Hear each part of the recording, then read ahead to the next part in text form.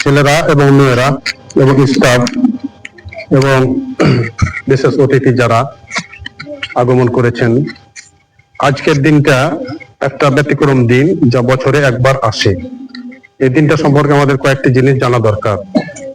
সেটা এক নম্বর হলো যে নিজের দেশ, নিজের স্থান, নিজের জায়গা, এটি একটি বড় নিয়ামত। এটাকে বলা হয় বাইত কাবির, বড় বাড়ি। আর যেটা তোমরা থাকছো সেটা হচ্ছে ছোট বাড়ি। এই ছোট বাড়িটা বড় বাড়ি না থাকলে হতো না। আর তোমার বাড়িতে তোমার শেষ স্থান আবার হবে না। শেষ স্থান কোথায় হবে? এই বড় বাড়িতে হবে, কবর। তো আল্লাহ তাআলার অনেক নিয়ামত, অনেক করুণা। তার মধ্যে একটা করুণা হচ্ছে যে নিজের দেশ থাকা, নিজের একটা দেশ থাকা, স্থান থাকা। তো এই স্থানের, এই বড় বাড়ির, দেশের কিছু দায়িত্ব আছে। সেই দায়িত্বের মধ্যে হলো যে দেশকে পরিষ্কার পরিচ্ছন্নতা রাখা। রাস্তাঘাটে যে কোনো জিনিস ফেলা ঠিক নয়। তারপরে দেশ প্রেমিক হওয়া দরকার, দেশের ভালোবাসা থাকা দরকার। আল্লাহ রাসূল যখন মদিনাতে, মক্কা থেকে যখন বিতাড়িত করা হলো, কাফেররা যখন মেরে হাঁকিয়ে দিল, তো আল্লাহ রাসূল কেনে কেনে মক্কাকে কেনে কেনে বলেছিলেন যে আমাকে সরিয়ে দিচ্ছে ঠিকই, কিন্তু আমি মক্কা তোমাকে ভালোবাসি। তো নিজের স্থানকে, নিজের দেশকে ভালোবাসা, এটা ইমানের অঙ্গ, ইসলামের দাবি যে নিজের দেশকে ভালোবাসতে হবে। আর যখনই ভালোবাসবে, যখন তোমার বড় বাড়ি হলে তো কিছু দায়িত্ব রয়েছে। দায়িত্বের মধ্যে হচ্ছে যে সে দেশের কল্যাণ চাওয়া, দেশের যাতে করে উন্নতি হয়, দেশ যাতে করে আগিয়ে যায়, এই জন্য চেষ্টা করা দরকার। তোমরা দেখবে, জানবে, অনেক দেশে, অনেক জায়গায়, দেশেও হয়তো হয়, মিছিল মিটিং করে ভাঙচুর, ঘর বাড়ি ভাঙা, রাস্তাঘাটে যে অবরোধ করা, গাড়িকে ভাঙচুর করা, দোকানকে ভাঙচুর করা, এগুলো ইসলামের দৃষ্টিতে এবং সমাজের দৃষ্টিতে ঠিক না। এগুলো থেকে বিরত থাকা দরকার। এবং যেগুলো হচ্ছে আম জায়গা, মানে সাধারণ জায়গা, রাস্তাঘাট, হাট বাজার, এগুলোকেও পাক পবিত্র রাখা। যেখানে সেখানে পায়খানা, পেশাব, যেখানে সেখানে যে কোনো জিনিস ফেলে দেওয়া, এগুলো ঠিক না।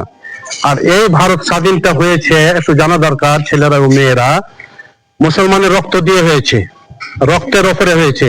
ব্রিটিশ যে সারা পৃথিবীকে শাসন করেছে, সেই ইবলিস এসে এই ব্রিটিশ এই দেশকে দখল করেছিল। আর তাদের কি ছিল যে আমাদের সূর্য কোনোদিন ডুববে না, মানে সব দেশে তাদের রাজ ছিল। তারা মেরে পিটে অত্যাচার করে সব দেশকে দখল করেছে। তোমার বাড়ি যদি কেউ দখল করে কেমন লাগে? তো এই জন্য যারা দেশের বড় বড় লোক ছিল, বড় বড় আলেম ওলামা, বড় বড় বুদ্ধিজীবী, মাওলানা ইসমাইল শাহিদ, কত বড় বড় আলেম, টিপু সুলতান, তারা রক্ত দিয়েছে। তাদের পরিবার নষ্ট হয়ে গেছে, পরিবারে সবাই চলে গিয়েছে। এই যে ফিলিস্তিনি যখন হচ্ছে, নিজের দেশের জন্য, আর দেশের জন্য তারা টিকা আছে, রক্ত দিচ্ছে। তো দেশের জন্য যারা রক্ত দিয়েছিল, তারা শিষ্যভাগ অধিকাংশ ছিল মুসলমানের মধ্যে থেকে, এবং বড় বড় আলেম, বড় বড় শিক্ষিত লোক। মাওলানা আবুল কালাম আজাদ প্রথম ভারতে যখন স্বাধীন হয়, স্বাধীন হওয়ার পরে প্রথম শিক্ষা মন্ত্রী ছিলেন তিনি। কারণ তার অনেক অবদান ছিল।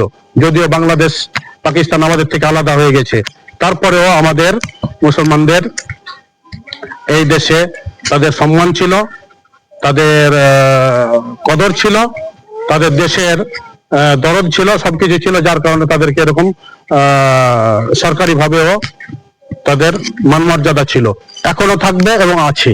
কিন্তু আমাদেরকে ঠিকভাবে চলতে হবে, যাতে করে দেশ প্রেমিক হয়, দেশে যারা দেশে যাতে করে আমরা কল্যাণ চাই, দেশে যাতে করে কল্যাণ হয়, এটা সবাইকে ভাবতে হবে এবং এর জন্য চেষ্টা করতে হবে। আল্লাহ তাআলার এটা বড় একটা নিয়ামত এবং শুকরিয়া যে আল্লাহ তাআলা আমাদেরকে দেশ দিয়েছেন।